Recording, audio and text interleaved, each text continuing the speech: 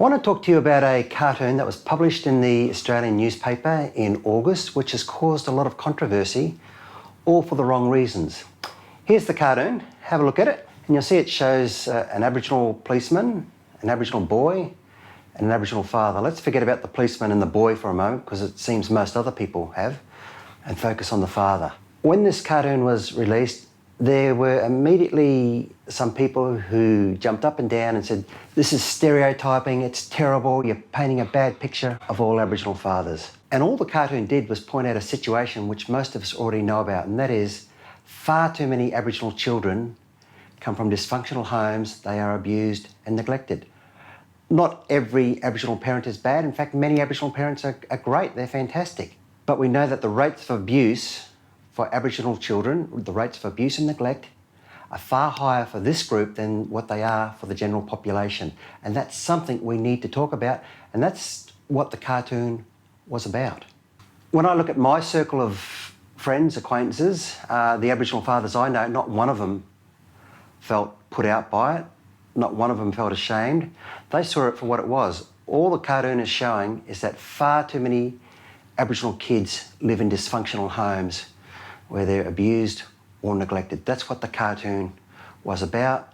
But the activists, the victim brigade, saw it as an opportunity to be offended. So further evidence of this abuse and neglect is to be found in a government document about Indigenous child safety. In that document, they mentioned the following. The rate of substantiated physical, emotional and sexual abuse for Indigenous children was between 5 to 7 times the rate for non-Indigenous children. During the time period of 2011 to 2012, Indigenous children aged 0 to 17 were nearly 8 times as likely as non-Indigenous children to be the subject of substantiated child abuse or neglect.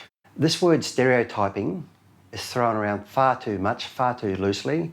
The cartoon does not stereotype, people stereotype. The cartoon just simply reflected reality. In fact, it's the job of a cartoonist to make people feel a little uncomfortable and bring to attention certain topics which we ordinarily wouldn't discuss. For example, consider this cartoon here done by an Aboriginal artist. It's got 2 Aboriginal kids, or they appear to be Aboriginal, in jail for stealing lifesavers and a chocolate bar. Now, all that artist was doing was drawing attention to the fact that there have been some kids, not many, but even just a couple is far too many. These Aboriginal kids are in jail for something very, very trivial, and they should not be there. The artist was not for one moment suggesting that detention centres and jails are full of Aboriginal kids who have stolen lifesavers or chocolate bars. She was simply pointing out that it's happened a couple of times, a few times, and that's far too much. Nobody criticised her, nobody said she was stereotyping. They saw it for what it was, and it shouldn't happen. Now, here's a bit of context to the cartoon Bill did in early August. If you have a look at this cartoon here, it shows a man who looks remarkably like Malcolm Turnbull. He's sitting down with his wife, and here's what's happening.